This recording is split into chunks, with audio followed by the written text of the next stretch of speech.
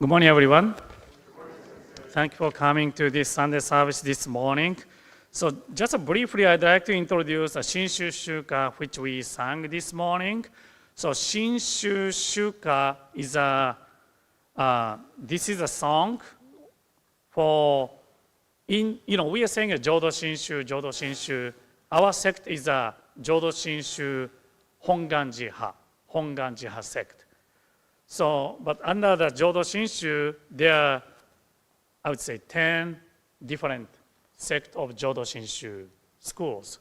So then all these 10 get together, then they, talked, sometimes they get together to do service. It is nice to have a song for Shinshu, Jodo Shinshu, all the 10 different sect of Buddhist, sect of Jodo Shinshu. So that this is a song for not only for our sect of Buddhism, our sect of Jodo Shinshu. This is a song for all 10 different Jodo Shinshu sect of Buddhism. So that's why here at page 216, it's a Shin Sect Federation. Shin Sect Federation is the one that made these lyrics. Then Shintaro Shimazaki is a composer. So then the meaning, this is a really beautiful song. The meaning is really struck for the Jodo Shinshu followers. I express deep reverence to the Dharma. To what shall I liken my happiness? By listening earnestly, I opened the way and received the true compassion. I have been saved from the eternal darkness. To what can I compare my happiness? Reciting the Nembutsu, I will exert myself diligently in my daily work. Without discrimination, I will share with everyone Amida's precious gift and travel together to the Pure Land. So this is I wanted to inform you about this song. This is a song really often sung at the Jodo Shinshu community, especially in Japan. This is good to know.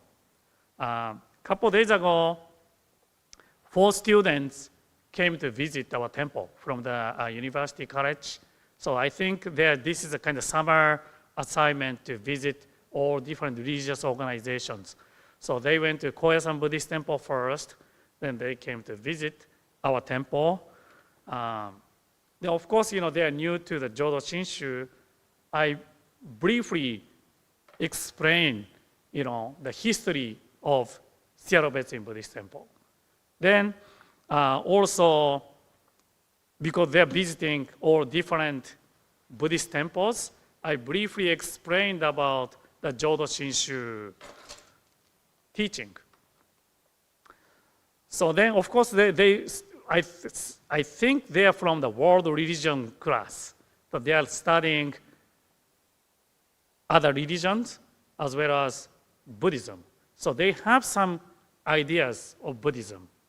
So that's why, I told them in Buddhism, there's hundreds of different Buddhist schools in Buddhism.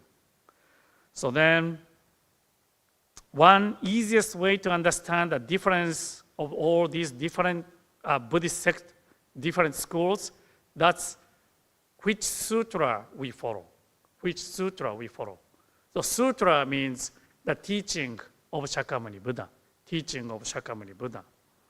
So according to our teaching, it says 84,000 teachings, sutras. 84,000. That's a lot. That's a lot. So the goal is the same, attaining enlightenment, becoming a Buddha. So that's the goal. So there are 84,000 sutra. Different sutra means all different paths to get to the goal, achieve the enlightenment. While easiest understanding is 84,000 different paths to get to the goal. So then one of the students mentioned, I know one sutra. Heart Sutra. Hanya Shinkyo. I think that's one of the most famous sutra. So that I shared, our sutra is 3 Pure Land Sutra. Raja Sutra, the Contemplation Sutra, and the Amida Sutra. Then I told them 84,000 sutras. Even one sutra, I'm still struggling to understand what the true meaning of the sutra, even just one sutra. I don't think I understand, I can choose, I can pick which one is my path, which sutra is for me. So then 84,000 different paths to follow. Probably, if I just using my decision to go to the path, to choose the path, I get lost. Or sometimes okay, I go this path, but somebody else is following this path. Maybe that looks good to me. I may change my path. I need a guidance. Someone tell me which path is for me. So that's our founder, Shinran Shonin. Each sect of Buddhism has their own founder or teacher. They are telling us this is the path to follow. For Jodo Shinshu, Shinran Shonin, our founder, Shinran Shonin, is the one who telling us this is our path. 3 Pure Land Sutra is our teaching. Then Buddhism is a teaching to have a self-reflection, knowing myself. That's one key important teachings. I believe, one of the students, again, mentioned about Zen meditation. That's one of the Buddhist practice. My understanding is that, for the Zen school, then followers, through the Zen meditation, having a self-reflection, quiet sitting and self-reflection, then try to understand, try to have a self-reflection through the Zen meditation. Jodo Shinshu, listening. Listening is important. This Shinshu Shuka verse 1 also mentioned about the listen to the teaching. This is the key teaching of Jodo Shinshu, key practice of Jodo Shinshu. We, as a lay person, the Bonbu, the technical term called Bonbu, I like the term of Bonbu. I am Bonbu, true Bonbu. Those who has blind passions, greed, anger, ignorance. In Buddhism in general, try to get rid of all these, blind passions, attachment, bonno. Then try to become a pure person, like a Buddha. That's a goal. That's in general, Buddhism in general, all the practice is based on try to get rid of our greed, anger, ignorance. Jodo Shinshu is unique because we listen to the Buddha's teaching, then based on the teaching, we reflect upon ourselves. Then first, we have to understand what 3 poisons we have: greed, anger, ignorance. Because we all living the different life, which means everyone has different greed, anger, ignorance. Everyone has a different. So that's why each individual has to listen to the teaching and have a reflection, self-reflection, then try to understand what we have. Awareness of Bonbu, awareness of layperson who has all these blind passions. That's really important in Jodo Shinshu. All these people who has a blind passion Amida Buddha is accepting as you are. That's a teaching of Jodo Shinshu. As I mentioned, the listening the Nembutsu teaching, Buddha Dharma, is one of the, well, I would say most important practice in Jodo Shinshu.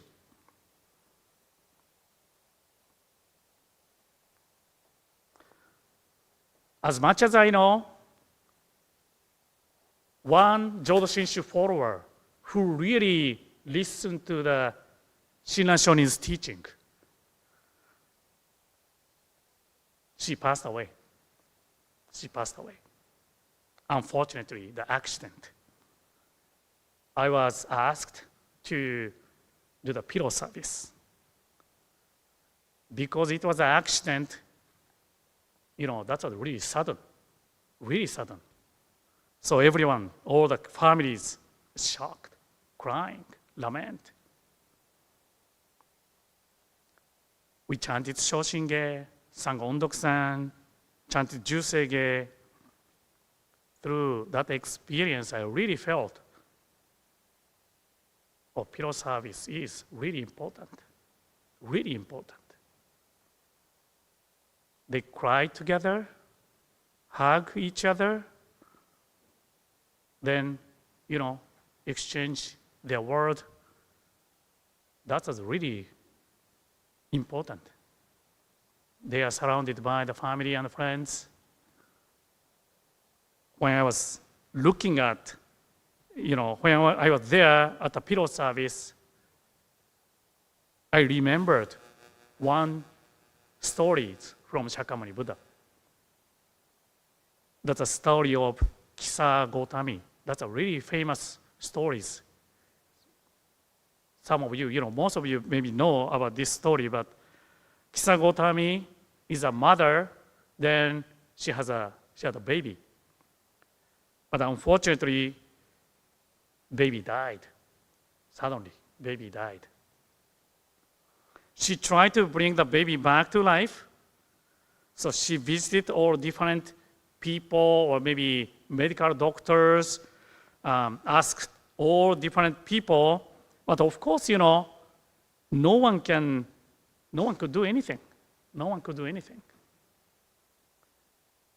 Someone suggested to visit Shakyamuni Buddha for advice. Then she visited Shakyamuni Buddha. Shakyamuni Buddha said, you need to get some mustard seeds. But you have to get those mustard seeds from the people who have never lost their loved ones. That's Shakyamuni Buddha's advice. She went back to the city town, then walked around the town to visit house to house.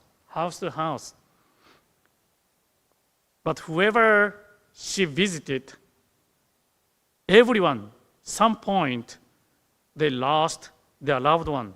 One or more loved ones they lost before. Through that experience, Kisa Gotami realized the life's impermanency. Our life is really impermanent. Our life is constantly changing. No one can live forever. Then Kisa Gotami became a Shakyamuni Buddha's disciple and started walking the Buddhist path. There are so many different ways to interpret this story. But the question came up in my mind is always, why Shakyamuni Buddha asked Kisa Gotami to find the mustard seed, to visit all different houses? Why did he say so? What's happened while she was visiting all different people's different houses? What's happened? She was, of course, holding the baby, who is already dead. Then visited all different people. People who saw, the mother who is carrying the baby. What did they do? probably give some condolences, some kind words, maybe cry together, probably hug each other. Through this experience, Kisa Gotami received the kindness from other people, the compassion from those people. I think it is really important. What we can do, the things we can do, hug each other, crying with each other, that's a family. Family can do. Sangha can do. I think that is the meaning of Sangha, the community of the temple.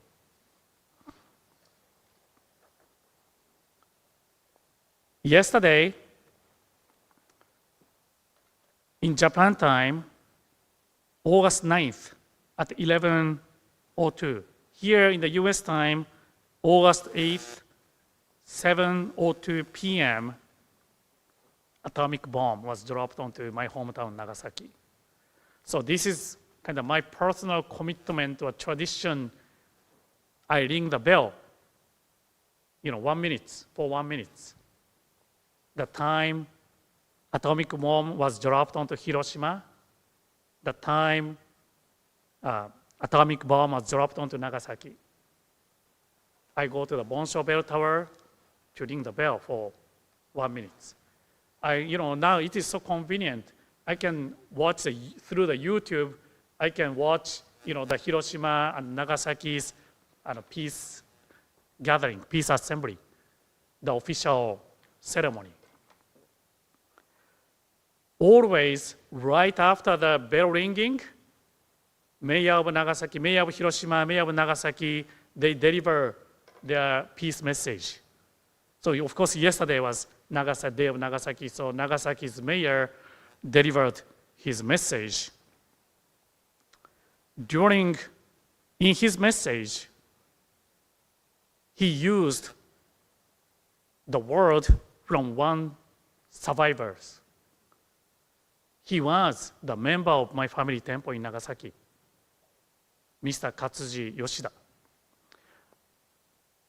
He also wrote his experience, so I translated it into English. The one time I introduced in the temple newsletter. I don't know if I introduced it in that Seattle's newsletter, but Lodi's newsletter I did before. So he was about maybe 16 or 17 years old when atomic bomb was dropped. Then one side was totally burned. But he lived up to the age of 78. So then he visited all different places, including the United States. He shared his experience. Then,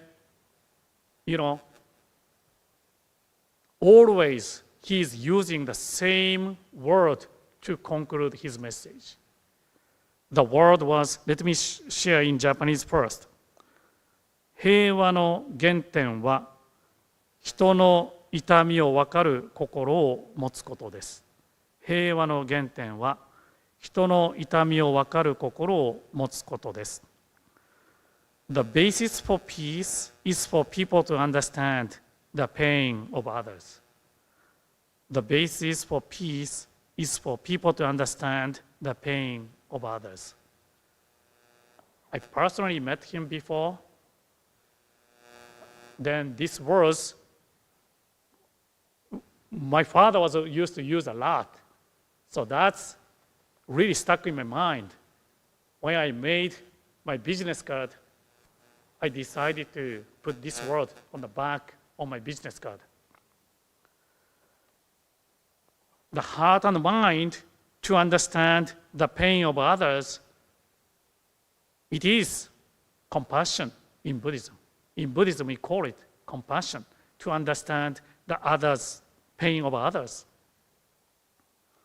When people are suffering, when people are crying, lamenting, try to understand their pain. We may not be able to understand entire other people's pain, but even just a little bit, it is important, someone to listen or understand people's pain. Life is suffering.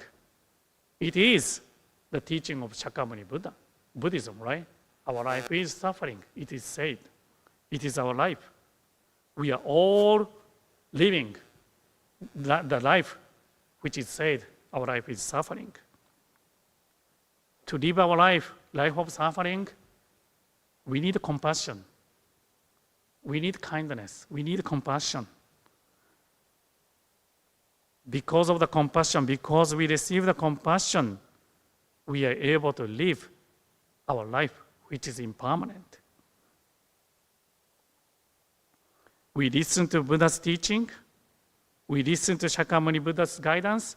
We listen to Amida Buddha's teaching. We receive Amida Buddha's compassion. Then keep this compassion in our heart and mind. We live our life with Buddha's compassion. Our action, whatever do in our daily life, that's always coming from the teaching of Buddhism, Buddha's compassion. To conclude my Dharma message, I'd like to share one wasans from Shinran Shonin. Please join me in Gassho, please.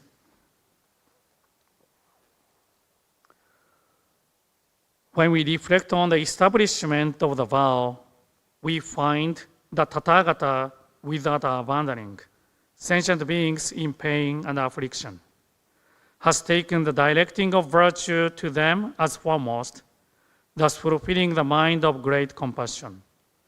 如来の左岸を尋ねれば、苦悩の無常を捨てずして、栄光を主としたまいて、大悲心をば成就せり。